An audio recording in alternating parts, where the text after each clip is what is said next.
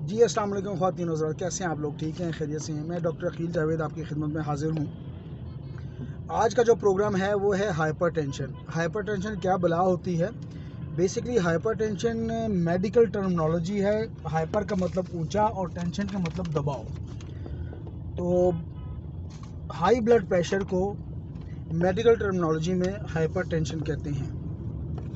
अच्छा, इसी तरह हाइपोटेंशन एक टर्म इस्तेमाल होती है मेडिकल में। हाइपो का मतलब नीचे और टेंशन का मतलब दबाव, यानी कि खून का दबाव कम होना या ब्लड प्रेशर का कम होना। तो ये दो मेन टर्मिनोलॉजीज यूज़ होती हैं मेडिकल में। तो मैं ज़रा अपना बेल्ट फासन कर लूँ, मुझे बार बार गाड़ी का इंडिकेशन वो दे रहा है। अच्छा, तो आते हैं जी अपने सवाल की तरफ कि हाइपरटेंशन मेडिकल में क्या होती है। अच्छा, ये तो हो गई हाइपरटेंशन। ये होती क्या है? बेसिकली वेसल्स और आर्टरी पे जो खून का दबाव पड़ता है उसको हम ब्लड प्रेशर का नाम देते हैं, क्योंकि खून की नालियाँ किसी वजह से, फैट डिपॉजिट की वजह से, कोलेस्ट्रॉल की वजह से तंग हो जाती हैं। होती तो वो अपनी जो गेज है या जो साइज़ है उसके मुताबिक होती है, लेकिन चूँकि उसमें फ़ैट्स वगैरह जमा हो जाते हैं, उसकी वजह से जो खून का रास्ता है उसमें से गुज़रता है खून, तो वो तंग हो जाता है। चूँकि खून का काम जिस्म के मुख्तलिफ हिस्सों को ऑक्सीजन सप्लाई करना होता है, तो वो खून प्रॉपर गुज़र नहीं पाता या कम गुज़र पाता है, जिसकी वजह से ऑक्सीजन भी कम होती है, उससे इसकी वजह से कॉम्प्लिकेशंस होती हैं। इसमें घबराने की कोई ऐसी बात नहीं है। 30% ऑफ द वर्ल्ड, 30% यानी कि 100 में से 30 लोग दुनिया में इस मर्ज़ का शिकार हैं। अच्छा, इसमें फैक्टर्स और कॉजेज़ क्या हो सकती है? एज सबसे बड़ा फैक्टर है। वो मैं अक्सर कहता हूँ कि जो आके ना जाए वो जवानी देखी, और जो आके ना जाए वो बुढ़ापा देखा।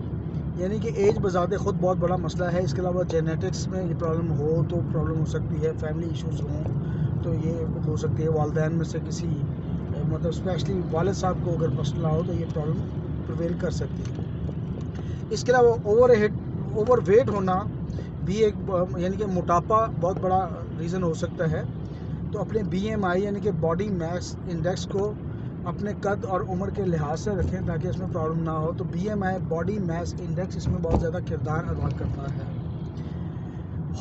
हाई सॉल्ट का इस्तेमाल करें, यानी कि नमक को ज़्यादा इस्तेमाल करें, तो वो भी एक मसला हो सकता है। शराब नोशी, सिगरेट नोशी भी इनकी पॉसिबल रीजंस में से हो सकती हैं। किडनी की डिजीज़ या डायबिटिक अगर आप हैं और एक्सरसाइज नहीं कर रहे हैं तो ये भी एक मसले हो सकते हैं। स्लीप डिसऑर्डर्स, जो नींद की कमी है या नींद प्रॉपर ना आना, ये भी एक प्रॉपर वजह हो सकती है। हार्मोन्स का इश्यूज हो सकता है। स्टीरॉइड्स, ये जो होते हैं ना आर्टिफिशियल हार्मोन्स, साइंटिफिक तरीके से बनाए जाते हैं, वो इंजेक्शनों के ज़रिए इंसानी जिस्म में लगाए जाते हैं। तो स्टीरॉइड्स को कम से कम इस्तेमाल करें और एलोपैथिक से परहेज़ करें, क्योंकि मोस्टली एलोपैथी, बहुत ज़्यादा एलोपैथिक जो डॉक्टर हैं वो जाते हुए स्टीरॉइड इंजेक्ट करते हैं, जिसकी वजह से आपके बॉडी के हार्मोन्स डिस्टर्ब होते हैं, उसमें ये प्रॉब्लम बन सकती है। सिम्टम्स क्या हो सकती है? चेस्ट पेन हो सकती है अगर ज़्यादा सीवियर मसला हो।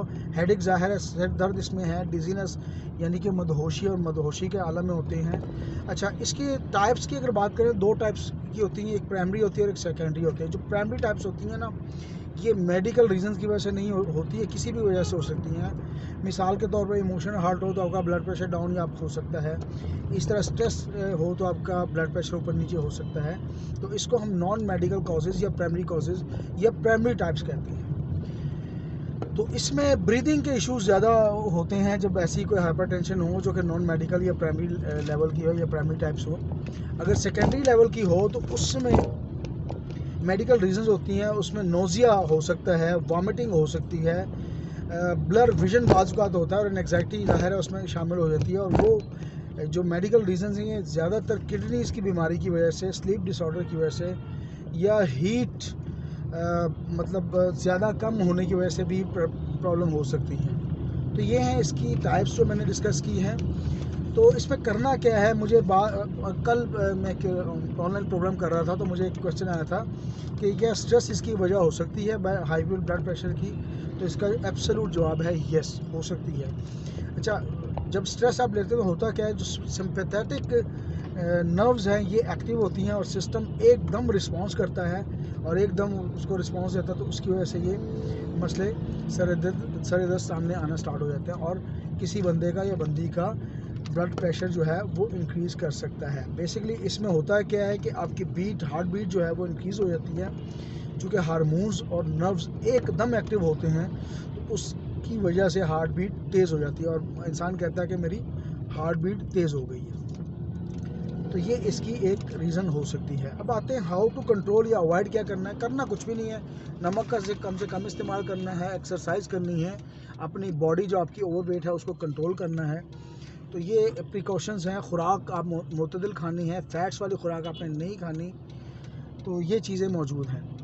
आते हैं जी, अब इसकी होम्योपैथिक मेडिसिन कौन सी हो सकती है। तो एकोनाइट सर-ए-दस्त एक मेडिसिन है। एंग्जाइटी और खौफ और फियर की वजह से अगर कोई प्रॉब्लम हो तो एकोनाइट सर-ए-दस्त मेडिसिन बनेगी। इसके अलावा नेट्रम म्योर एक अच्छी मेडिसिन है। एकोनाइट आप 30 में यूज़ करवा सकते हैं, नेट्रम म्योर भी 30 में यूज़ करवाइए।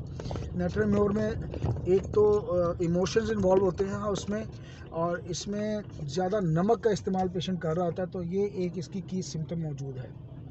क्रेटिकस क्यू बहुत अच्छी मेडिसिन है। क्रेटिकस क्यू में होता क्या है कि दिल ज़रूर इन्वॉल्व होता है, दिल के मसल्स।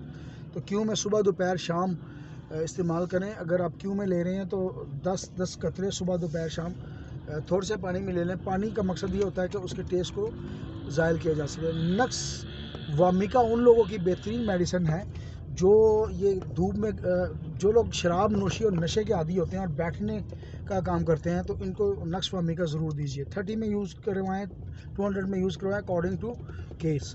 ग्लोनाइन उन लोगों की मेडिसिन है जो धूप में काम करते हैं।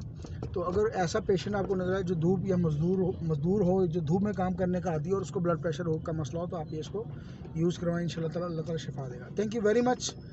It's all about the hypertension. Disclaimer दे दूं कि ये प्रोग्राम होम्योपैथिक स्टूडेंट्स के लिए है और डॉक्टर्स के लिए है।